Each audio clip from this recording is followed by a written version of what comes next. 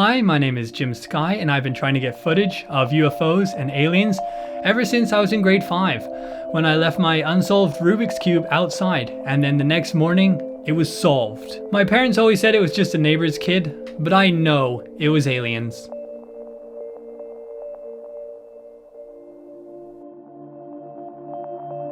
So I've been traveling around the world searching for aliens. So far I haven't had much luck, which is kind of surprising considering how many crop circles I've slept in. Sometimes I worry that I've done something wrong and that the aliens are just avoiding me. Were you avoiding him? No, we have tried making contact with him on multiple occasions. But his brain is always too focused on his previous conversations. It's like they're on a never-ending loop. Then I heard about this field that had 5 UFO sightings in 5 days. They had these floating lights hovering over the field, and I knew that is where I needed to head next. I'm at this field, which has been the location of many UFO sightings. So today we're gonna see if we can capture one on camera. It is said that the aliens really like this area because it has the strangest magnetic frequency, which they use to calibrate their spacecraft.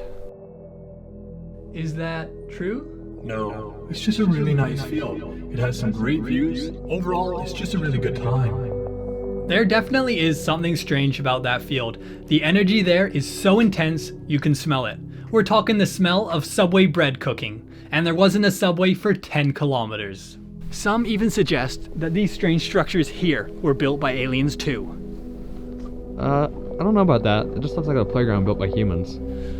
Oh, I must be getting confused. I was at Stonehenge last week and it's pretty dark out. We're gonna play some musical tones to see if we can attract the aliens to us.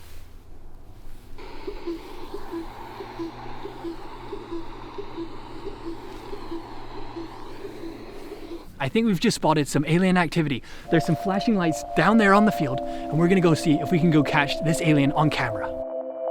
When we first saw the lights on the field, I knew it was extraterrestrial. There's nothing else that can make lights move in that way.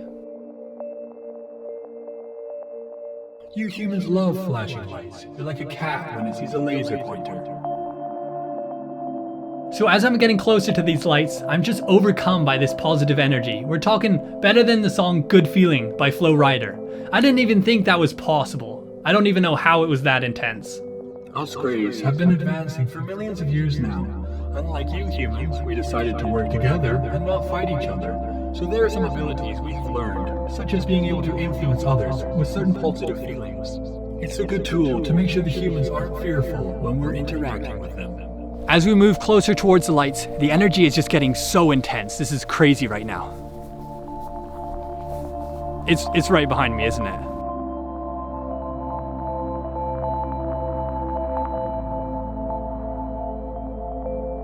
It just stared at me and seemed to know everything I was thinking.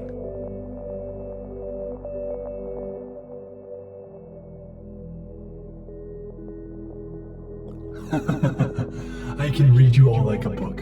You, cameraman, are thinking about what you want to have for lunch. And from all the choices you've been tossing around in your head, I'd suggest pizza is your best option. Thanks. You're welcome. At one point I started getting images of Rubik's Cubes just placed into my mind, so I knew this was the real deal. Did you solve Jim's Rubik's Cube? No, it really was the neighbor's kid. But since Jim had linked us with the Rubik's Cube in his mind, I thought it would be a good way to communicate with him. I asked what his name was and it said, "You can call me Jeff." And I was like, "Jeff?" And he was like, "Yeah, that's my name." Is your name really Jeff? No, it's Dravox Calvador Kidarf. But Jeff is easier for humans to say. So then I started asking Jeff some important questions. Was he an Android or an Apple guy? Did he prefer Burger King or McDonald's? Xbox, PlayStation? I'm not sure he completely understood me because he kind of just stood there and didn't really say anything. I thought Jim was going to ask me important questions. That's the problem with your species. You get caught up in the little things and don't see the bigger picture. What kind of questions were you hoping he'd ask? Really anything. How to improve humanity, how to travel faster than light, what to do when you reply to someone but it turns out they're on the phone and they weren't talking to you. Next, he gave me 3 words of advice: trust your inner self, think critically, and don't invest in NFTs.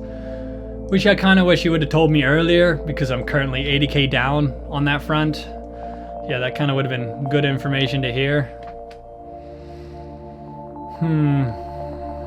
If you don't mind me asking, why are you here? Well, one of my jobs is to monitor how your species is doing. And how are we doing? Not great. By now, your species should have at least been able to come up with some better life hacks. I've seen some of the ones on 5-minute crafts, and they are terrible. I managed to grab a quick selfie with Jeff so my mum would finally believe me and allow me access to my inheritance. All those trips around the world were getting quite expensive. It was sad to see Jeff go, but he promised we'd meet up again soon. He said I need to learn how to communicate telepathically because that would make conversations so much easier. Jim needs to learn how to speak telepathically because there's so much more I want to share with him. Being able to speak telepathically in a sense is similar to when you share memes with your friends. It may just be a picture or a video, but it has so much more meaning behind it than its face value. Yeah, let me give it a try. Did you get that? No. Let me try again. It's still not working. Well, I'm just gonna keep on practicing until I can do it.